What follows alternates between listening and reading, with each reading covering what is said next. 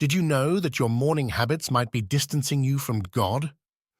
Without you realizing it, prepare yourself for a shocking revelation in today's video. We're going to uncover 13 morning habits that don't please God, and that many of us practice daily without knowing. This content promises to transform your spiritual life in just a few minutes. Discover how seemingly harmless actions can sabotage your faith and how small changes can bring great blessings. Stay with us until the end and see how you can start living according to divine principles and experience a peace you never imagined possible. You won't want to miss this, and if you don't want to miss anything, don't forget to subscribe. Let's go. Neglecting the moment of gratitude. Imagine a quiet morning where the first rays of the sun peek through the window, bathing everything in a golden and promising light. In this peace-fueled setting, you find yourself at the edge of the bed with thoughts still tangled in the remnants of sleep.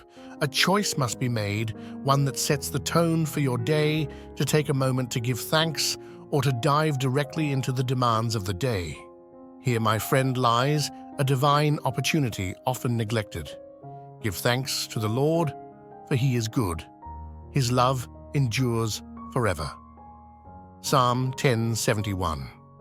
This verse is not merely a suggestion, it is a call to recognize God's incessant goodness in our daily lives. When we neglect this moment of gratitude, we are not just omitting a healthy practice.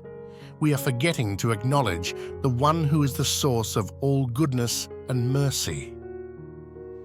Now let's explore the power of gratitude through a psychological lens. Studies show that starting the day with a feeling of gratitude can significantly elevate your emotional well-being.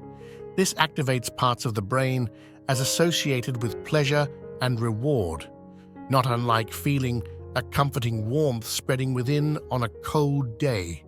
Consider Job, a man whose life was turned upside down, yet he declared, "The Lord gave, and the Lord has taken away. Blessed be the name of the Lord." Job 1:21. Even in the ashes of loss, Job found a spark to give thanks. Here we see not just resignation, but a profound reverence for God's sovereignty and provision, even when shrouded in mystery. Let me invite you to a simple but transformative practice. Tomorrow morning, take a moment to sit in silence. Think about your blessings, no matter how small. Give thanks for the air you breathe, the light you see, the bread you eat. Give thanks for another day, and observe how this small act can change not just your day, but potentially your entire life. For reflection, when was the last time you truly stopped to give thanks for something you consider small or routine? How did it influence your day? Share your experience in the comments. Complaining upon waking. When you open your eyes in the morning, you face a critical decision: to welcome the day with gratitude or to start with complaints. Do everything without grumbling or arguing. Advisors. Philippians 2:14. This verse is not just an instruction for harmony, but a principle for cultivating personal peace and alleviating the heart from the burden of negativity.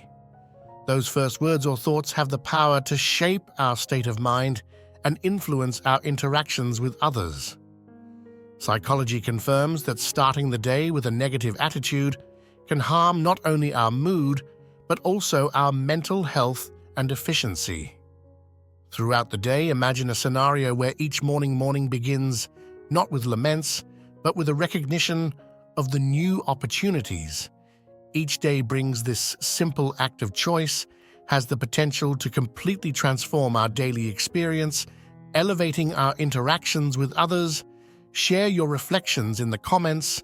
Disregarding small joys, not valuing the small joys of everyday life, is ignoring the subtle blessings that God scatters along our daily path. Give thanks in all circumstances, for this is God's will for you in Christ Jesus. 1 Thessalonians 5:18. This verse urges us to practice constant gratitude, recognizing and appreciating each moment, even the most trivial ones, by disregarding small pleasures like the warmth of the sun on skin or a child's smile. we close our eyes to the daily manifestations of God's love. These moments, although small, are fundamental to our emotional and spiritual health, as psychological studies link gratitude to greater happiness and life satisfaction. Imagine starting each day by observing and valuing these small graces. How could this change your life experience? Jesus himself appreciated and highlighted small gestures and encounters, showing that the divine often reveals itself in what is simple and humble. Therefore, I challenge you not only to pass by these small joys, but to recognize them as the divine gifts they are by doing. So we strengthen our spiritual resilience and find joy even amid the pressures of daily life. For reflection, think of a small joy you recently experienced. How can recognizing and valuing these moments change your attitude toward life? Share your. This way you will fulfill the law of Christ. Galatians 6:2. This verse is not a suggestion, but a direct call to action, a commandment to extend a helping hand to those in need by indifferently passing by someone who is suffering, whether on the street, at work, or even within our homes. We deny one of the most fundamental principles of the gospel. This indifference can harden our hearts and divert us from the path God has laid out for us, leading to desensitization and emotional isolation. Consider the parable of the Good Samaritan, a man who, unlike the other passers-by, did not ignore the victim by the roadside. He not only stopped, but also tended to the stranger's wounds and provided for his recovery. Jesus used this story to illustrate the true meaning of loving your neighbor. Luke 10:30-37. Our lives are full of Samaritan moments, small and large opportunities to extend a hand. Each decision to help is an affirmation of our faith and a test to the love of Christ that lives within us. These acts of kindness echo into eternity, bringing light not only to those who receive the help, but also to our own souls. Therefore, as we begin each day, let us commit to not passing indifferently by those in need. Let us be ready to extend a hand, aware that each gesture of love is a reflection of God's love for us. For reflection, when was the last time you had the opportunity to help someone, and what did you do? How did this act influence your own life? Share your stories and reflections in the comments.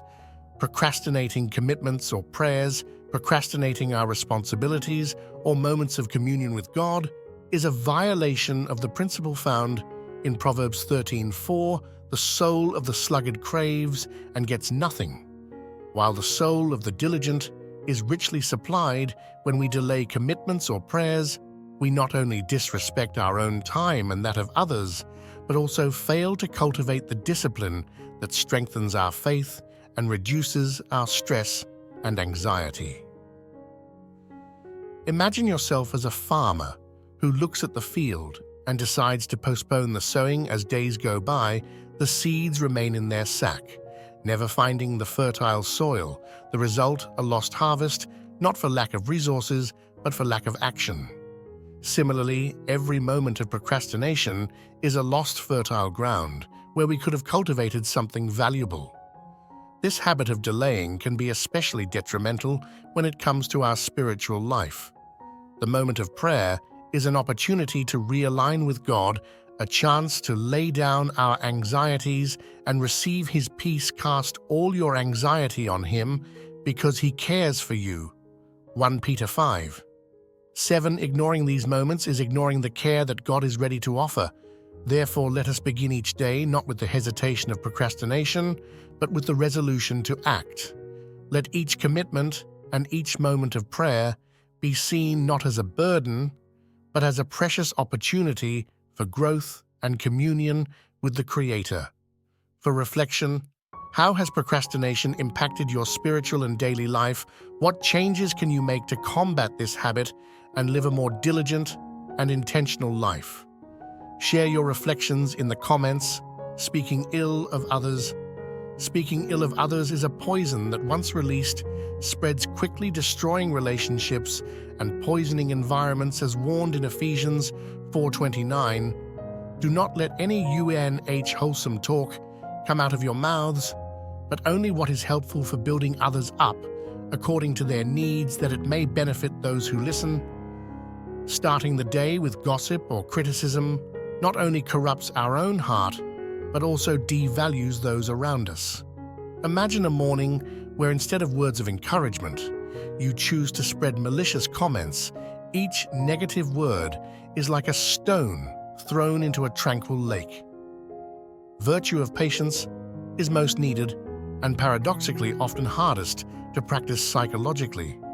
Impatience not only causes immediate tension, but can leave lasting scars on relationships, especially on the young and impressionable minds of children. Each moment of impatience acts like sandpaper SL, slowly wearing down the bonds of trust and security that underpin family life.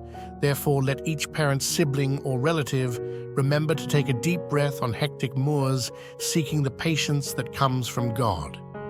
Let us see each interaction as an opportunity to demonstrate the love that always protects, always trusts, always hopes, always perseveres. 1 Corinthians 13. 7.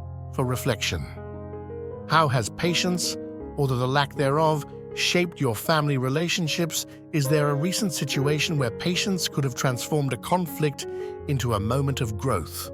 Share your experience and think about how you can cultivate more patience in your daily interactions with your family. Leave your response in the comments. Neglecting physical health. Neglecting physical health is neglecting a divine mandate, for our body is a temple of the Holy Spirit, as taught in 1 Corinthians 6. 9:19-20. This neglect is not only a lack of respect for ourselves, but a disrespect. Offers, share your strategies or a testimony of how you overcame discouragement through faith in the comments. Failing to plan the day. Asterisk. Not adequately planning the day is to devalue the precious gift of time that God has given us. Ephesians 5:15-16 warns us, "Be very careful then how you live, not as unwise but as wise, making the most of every opportunity, because the days are evil." When we fail to organize our day, we often end up wasting opportunities that God places in our path for growth, service, and witness. Imagine yourself as a builder tasked with constructing a house without a clear plan. The materials remain scattered, and the work becomes chaotic and inefficient. Similarly, without planning our day, our activities can become disorganized, and our ability to fully accomplish what has been entrusted to us is compromised. Lack of planning not only leads to an unproductive day, but also feeds stress and anxiety, as we find ourselves constantly in a state of reaction instead of proactive action. This is not the abundant life that Christ promised. He desires that we live with purpose and intention, making the best use of the time we have been given. Therefore, let each morning begin with a moment of reflection and planning.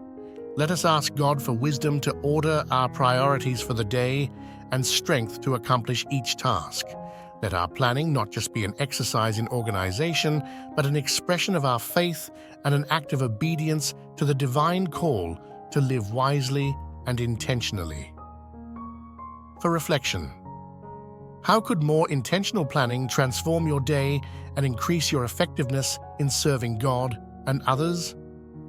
What changes can you implement to ensure that each day is lived fully according to God's will?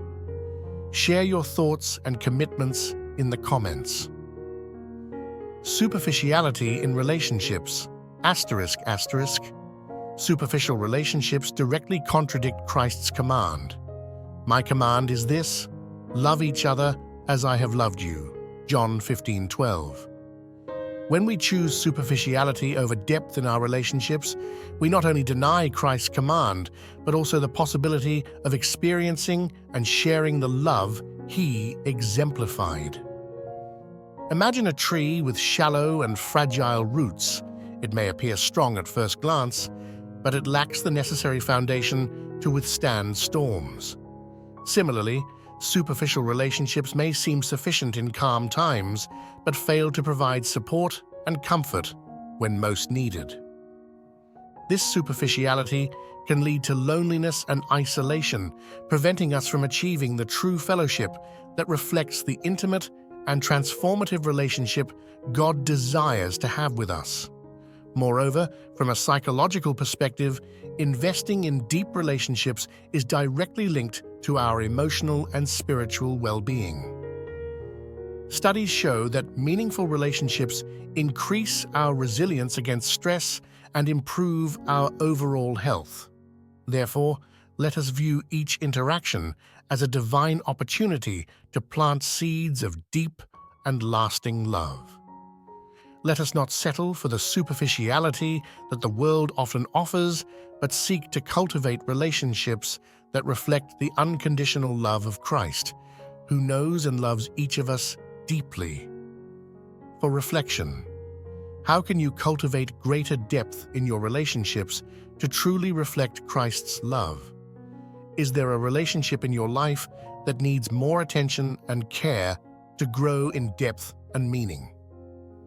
Share your reflections and plans in the comments. Neglecting spiritual discipline, ***. Neglecting spiritual disciplines like meditation, prayer, and Bible study is a direct rejection of the appeal in 2 Peter 1:5-7, which exhorts us to supplement our faith with virtue, knowledge, self-control, perseverance, and godliness. Without regular practice of these disciplines, our faith can become stagnant and our connection with God weakens. Imagine a plant that is never watered or exposed to sunlight. Over time, it begins to wither and eventually dies. Similarly, our spiritual life requires constant nourishment through practices that connect us with God and reinforce our faith. Psychologically, regular engagement in spiritual practices not only strengthens our emotional resilience, but also enhances our life perspective, making us more capable of facing adversities with hope and courage. Each day that we set aside these practices, we are, in fact, choosing to distance ourselves from the source of challenges. Are there aspects of your spiritual discipline that need to be revitalized or strengthened? Share your experiences and commitments to enhance your spiritual life. In the comments, wasting talents and resources failing to utilize the gifts and resources God has given us is a failure to fulfill the divine expectation revealed in the parable of the talents in Matthew 25:14-30.